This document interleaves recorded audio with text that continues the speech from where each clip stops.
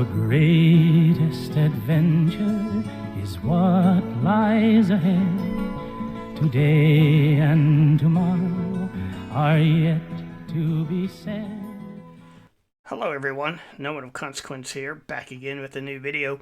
This is episode 55 in a series which recounts my ongoing Dungeons & Dragons campaign, which is now in its 10th year. So as always, spoiler alert, in this video I will be revealing details found in this adventure module. And as a reminder, this is the current composition of the adventuring party, although as we saw at the end of the last video, two of the characters, Aramis and Thorol, are currently missing. And also Varys' guard dog, Spuds Mackenzie, is missing as well.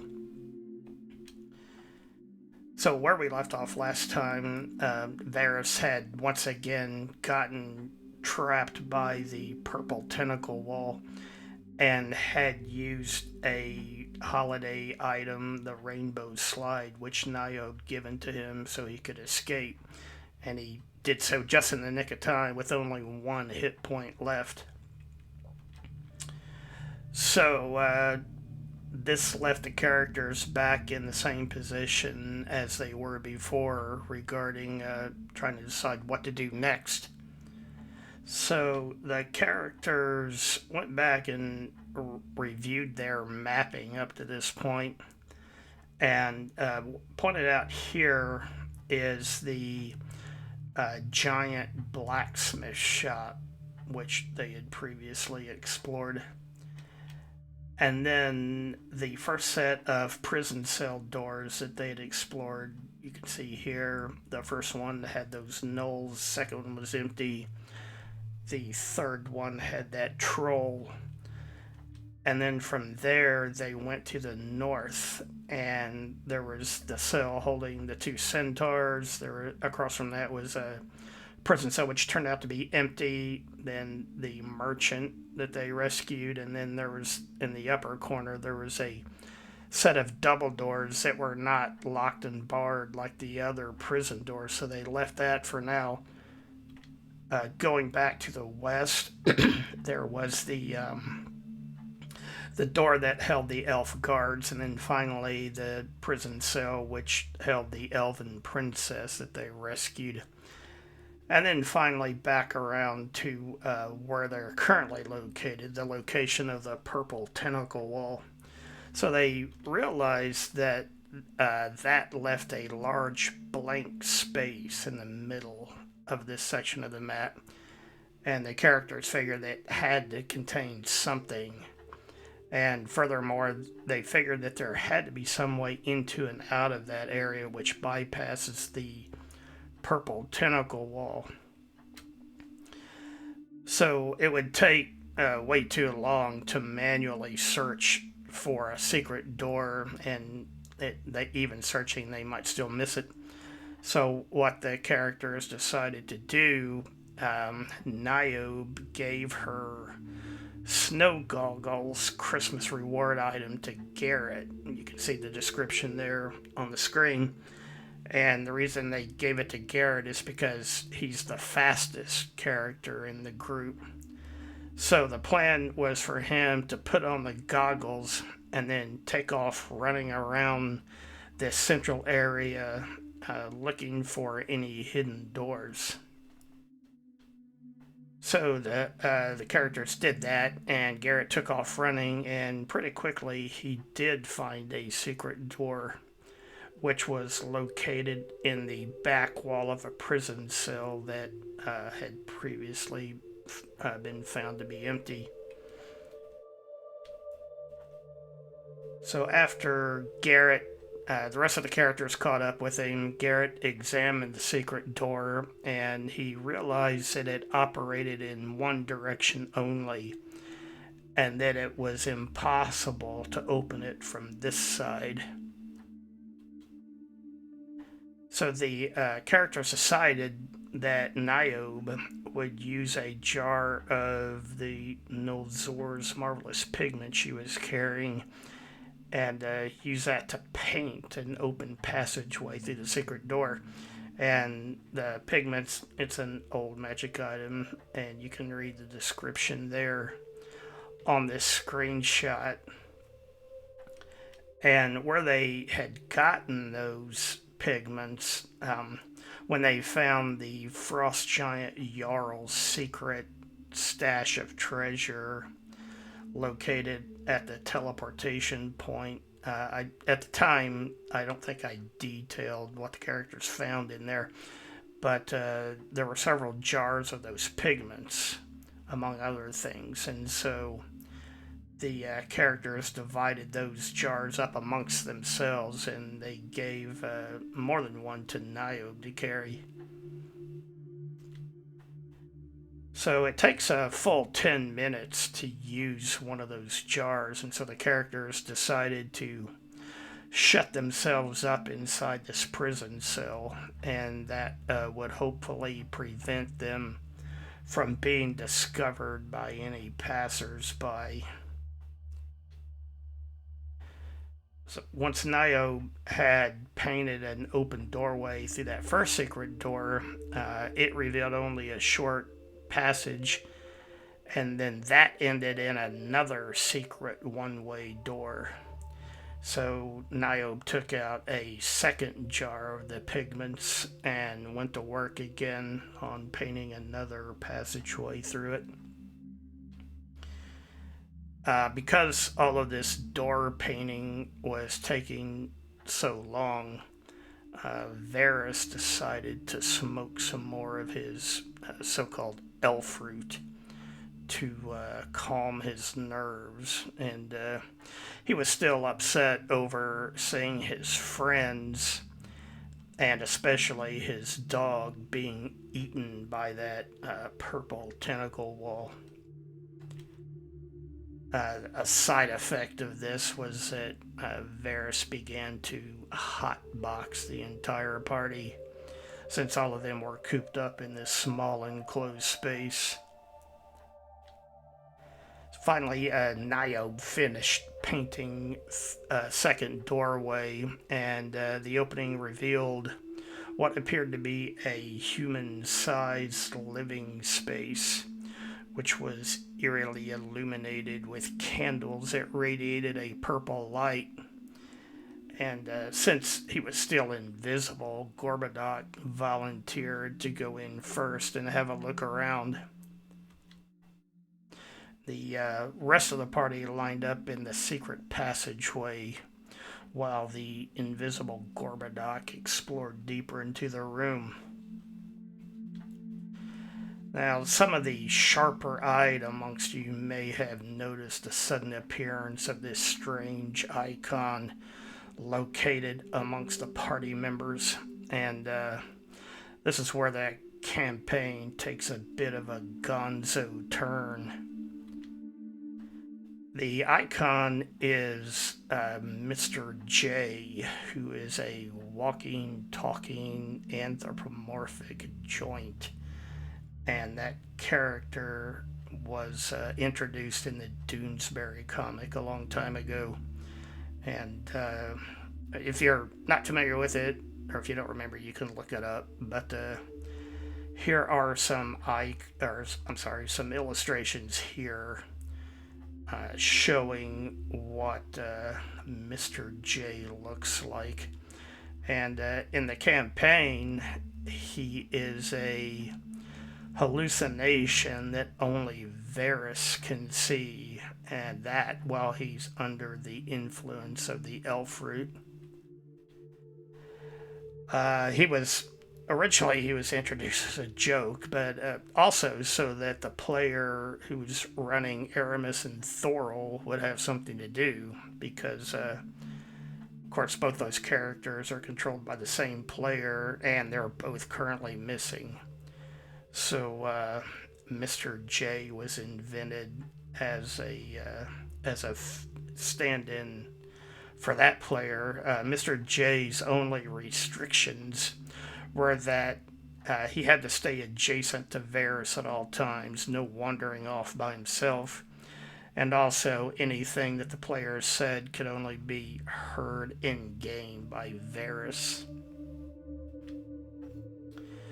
So, back to the characters. The party entered what was obviously the private living quarters of a very high level important person. And there was a curtained doorway on the west wall. So everyone waited while Gorbadoc went and explored that area beyond. And soon Gorb returned and gave the all clear, and so the other characters entered that second room as well. And most notably in this room, the characters found what was clearly the backside of the purple tentacle wall, uh, which you can see pointed out here at the north end of this chamber. And just as a precaution, Niobe cast a fine trap spell, and of course, the tentacle wall up there began to glow.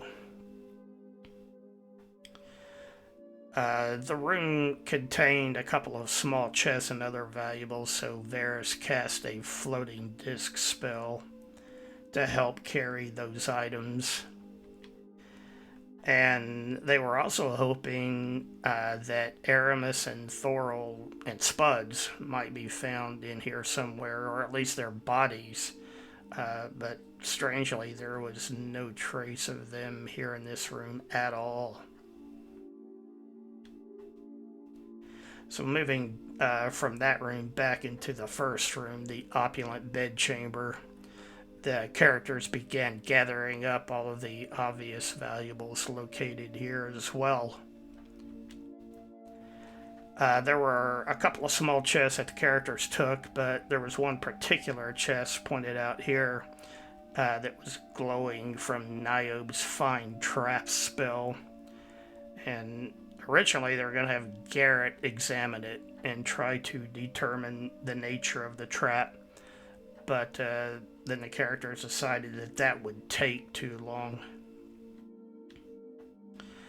So Varys said he would pick up the trap chest and place it on the floating disc so that they could examine it later. The other characters evacuated the room just in case. Picking up the chest triggered the trap. Everyone left, that is, except for Gorbadoc.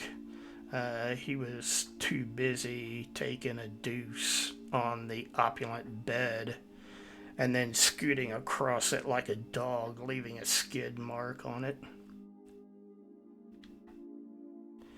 So luckily, Varys picking up the chest did not set off the trap, and everyone left the bedchamber the same way that they had come in and went back out into the hallway. So once they were back outside, Niobe suggested that she cast a locate object spell in an attempt to try to learn where Aramis and Thorol might be. Or more specifically, she suggested casting it to try to locate one of the objects that they were known to be carrying, since the spell does not work on living creatures. However, the characters first decided to open that nearby set of double doors which they had previously ignored. And once they did so, that revealed a set of stairs going down to a third dungeon level. So they just shut the doors again and left that alone for the time being.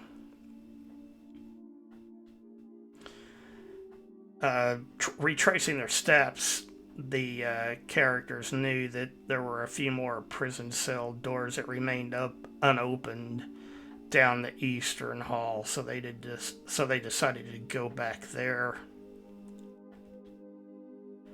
And arriving at the first prison cell door, Garrett once again needed a boost to pick the lock. This prison cell they found held several more Knoll prisoners, and after debating over what to do, the characters decided to just close the door and relock it and leave them there, at least for now. So directly across the hall from there, the characters next inspected a huge set of double doors, but which were locked and barred from the outside in the same manner as the other prison cell doors. The characters were initially hesitant to open these doors because they were wondering what sort of a prisoner would require such a large cell to hold it, but in the end, they decided to go ahead and open these doors as well. So this cell turned out to hold a gigantic humanoid chained to the wall, which Obrak, being a dwarf, recognized as a titan. And Obrak also knew that unlike the other types of giants, titans are not evil. And so, with that knowledge, the characters decided to see what they could do for it. The Titan seemed to be in some kind of a stupor, so Gorbadoc climbed up the huge chains, binding it to the wall to try and wake it up. However, when he got near the Titan's face, he could smell a strong odor of wine on its breath. So Niobe cast a cure poison spell, hoping that this would sober up the Titan, and luckily it worked. The Titan explained that he had been captured by the fire giants during a raid that they made through the mountains, and he said that he would gladly help the characters fight the giants. And he said he particularly wanted to get revenge on King Snurry because he had frequently come here to taunt the Titan during his imprisonment. So the characters agreed to this, and they were especially glad to have such a powerful ally, especially since Aramis and Thorol were now missing. So Garrett was able to easily pick the locks that were securing the Titan by the chains, and then he was free. So if the Titan was going to help the characters, he first needed to be armed. So the characters led him back to the previously discovered fire giant blacksmith shop. And Gorbadoc, who decided by now that he was tired of walking around, instead perched up on the shoulder, on the Titan's shoulder, and just rode along that way. So, arriving at the blacksmith shop, the Titan chose a large sword and shield to use. But as big as the fire giants are, their armor was still too small for the Titan to wear. Alright, well that's all I have for now. Thanks for watching. If you enjoyed the video, please hit the like button. As always, leave a comment and let me know what you think. I try to reply to every comment. If you haven't yet subscribed to the channel, share the video if you can, and anything you can do to help support the channel, I appreciate it. Thanks again. Bye for now. The greatest adventure is what lies